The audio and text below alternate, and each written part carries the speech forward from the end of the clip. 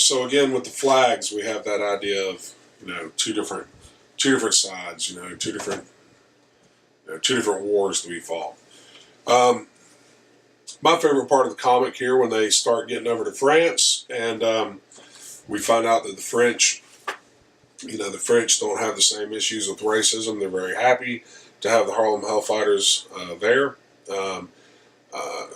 And it's funny, in America they're called the Black Rattlers. The French called them the Fighting Men of Bronze, and then the Germans called them the Harlem Hellfighters because they said they fought like they were from the pits of hell, good warriors.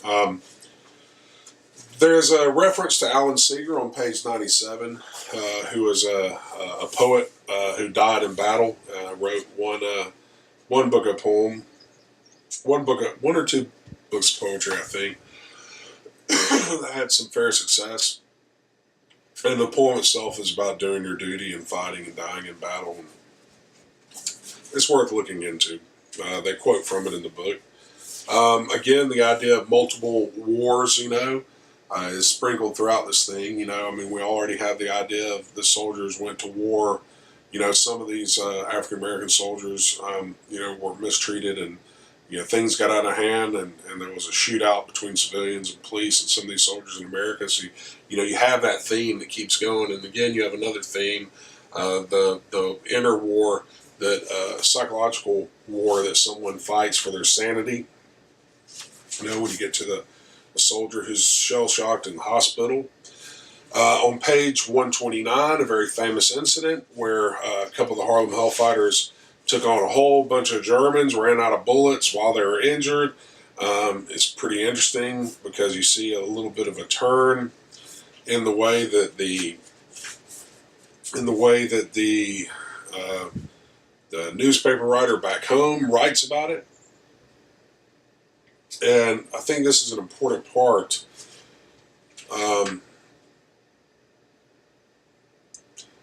This journalist says, if ever proof was needed, which it is not, that the color of a man's skin has nothing to do with the color of his soul, this twain then and there offered it in abundance. There were soldiers who wore the uniforms with smart and pride, who expressed a sincere, heartfelt inclination to get a whack at their foe.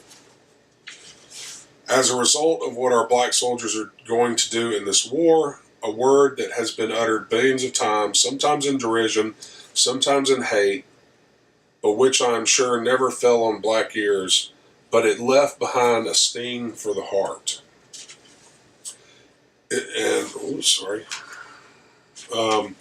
Is going to have new meaning for us all, and that hereafter. And he's talking about the N-word, and then he says, it will merely be another way of spelling the word American. And that's interesting because there's almost this war within this journalist to get over his kind of his own racism and to make this kind of poignant, idea about what a lot of society was fearing is that, African Americans would be, accepted, and equals, and what that might, if that might bring something negative, or that might cause us to lose the white people to lose the country or whatever.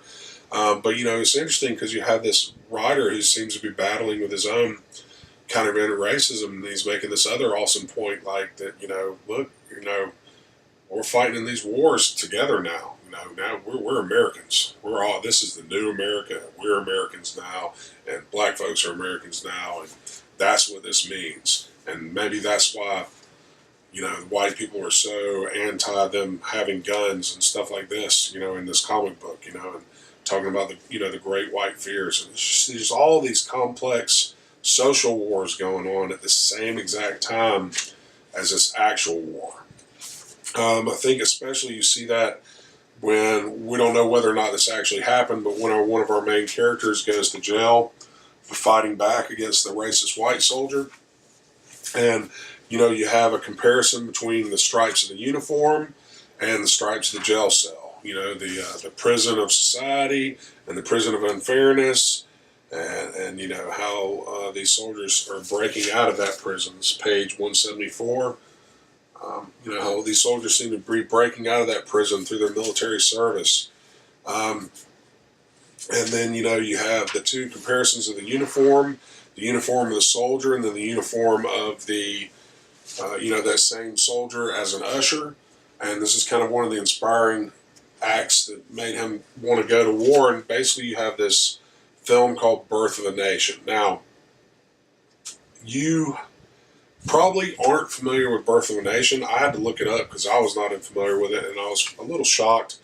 It's an extremely racist film that came out that I don't. It's probably the most racist thing I had ever seen because I watched it for the class, and there was an immediate reaction, in the country against it from a lot of people and in Hollywood, and there wasn't even a film made out to counter it. But it just like it had things like it kind of glorified the KKK, and it showed like black men like raping white women, and it just had a bunch of BS in it. And the main character, was wearing an usher's uniform and had to watch that film, and so all these things are kind of weighing on his mind, and I'm not sure that this event, I don't think this event happened where he's working on the railroad and then the black fighter pilot saves him, and that's what makes him get back into the war. But it's not that it didn't happen, but I can't find any evidence that it did. But it's interesting from a plot point, because it gave a way to include that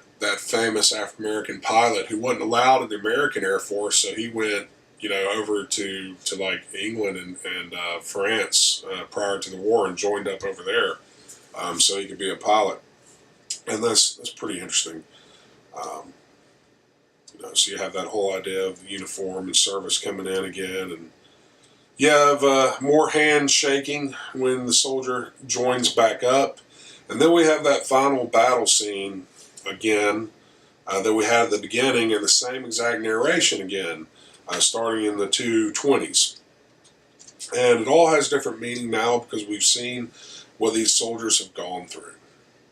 And then we end with, some cool actual historical pictures. So, just to recap, there's multiple wars going on here, both in terms of society and in terms of people and actual war. That's something you can write an essay on. You could write an essay on the whole use of irony and sarcasm between the interplay between the words and pictures in this thing. You could write on the art style, the black and white art style, and how it's effectively used by Kane White, as content here. There's a few things you could do for this essay, but, I picked up this thing because I'm a fan of Max Brooks, and I enjoyed it. I can't wait to see what Will Smith does with it. He put that guy in any film and I can watch it. So I'm happy. I hope he ends up playing a character, but we'll see. Anyways, I hope you enjoyed this.